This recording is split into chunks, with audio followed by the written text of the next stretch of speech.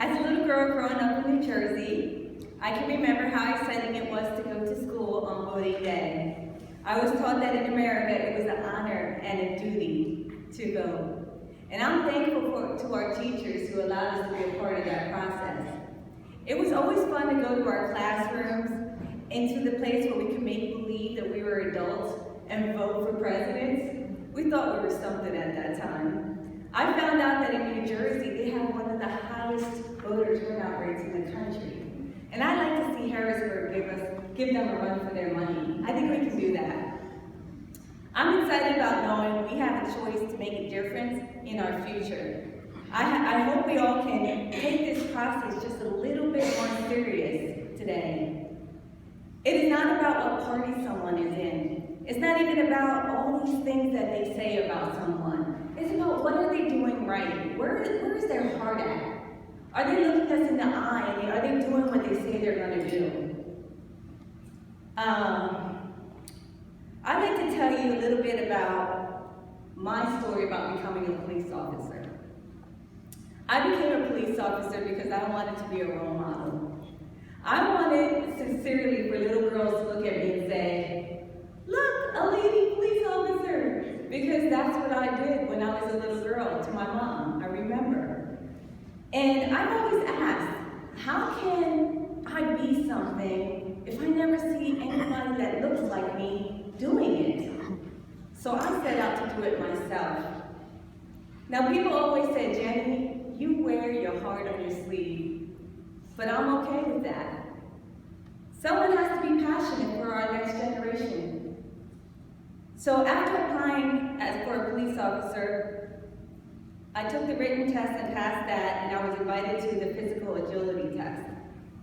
I prepared for the test the best way a 35-year-old woman could. A single mom with 3 children. Yes.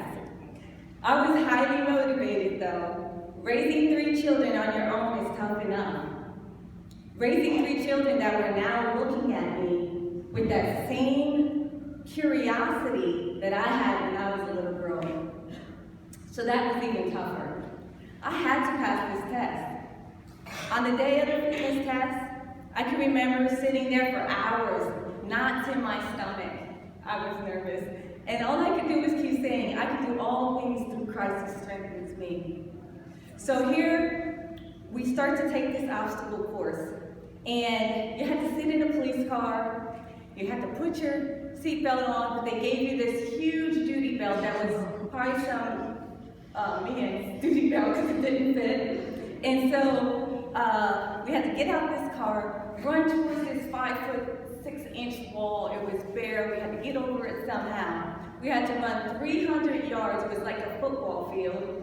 And then we had to turn back around, do a 5-foot culvert jump, and then run and grab this dummy that was about 200 pounds. For some reason it was naked. And so we had to drag this dummy for 50 feet. And then the last thing was, take your gun, put it through a gun and put it through this hole and dry fire 6 times without touching the edge. So who all can do that? Okay, just kidding. I have some bad news for you, but I have some good news. There were 40 women that took this test. And on that day, 40 women didn't pass that test. 30 of those women never got over that 5'6" wall at the very beginning. So if you're guessing who the Wonder Woman is, who got to the end of the race, that was me.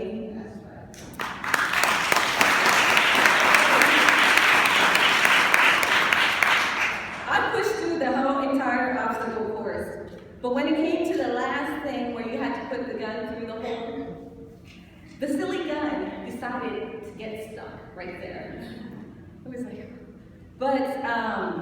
so it was very hard to fire the gun. It was stuck, so I used 2 hands. And the rule was you can only use 1 hand.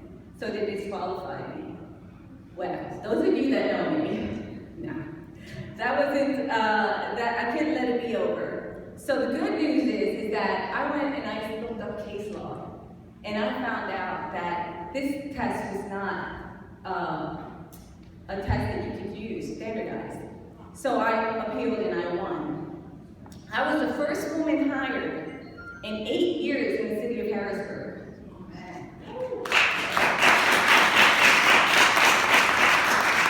I've earned over 15 merit awards, 2 unit citations, and I was awarded the Officer of the Year in 2012.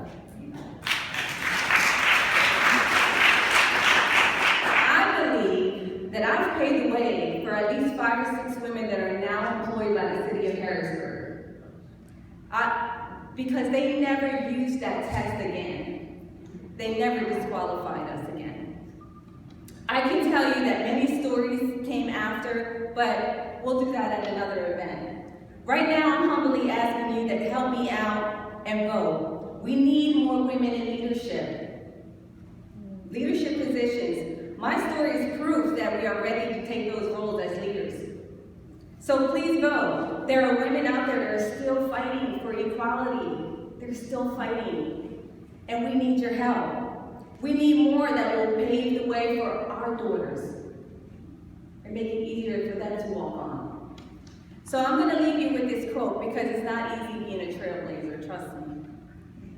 And it's a quote from Rocky Balboa. And it is, let me tell you something you already know. The world ain't sunshine and rainbows. It's a very mean and nasty place. And I don't care how tough you are, it will beat you to your knees. And it will keep you there permanently if you let it. You, me, nobody's gonna hit as hard as life.